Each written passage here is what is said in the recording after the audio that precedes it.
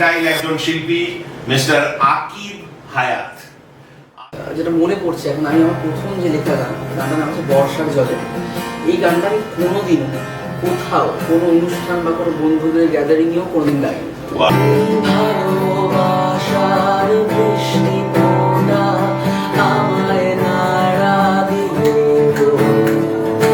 Aishwarya Rai. Oh really? Absolutely, hands down, all time crush. Spanish music আমার খুব টানে এবং আমার মনে হয় ওখানকার মানুষজন খুব মিউজিক্যাল।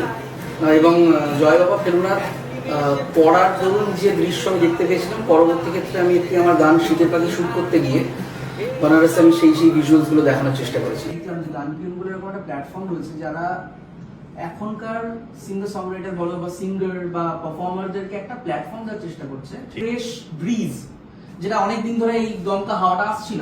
ঠিক।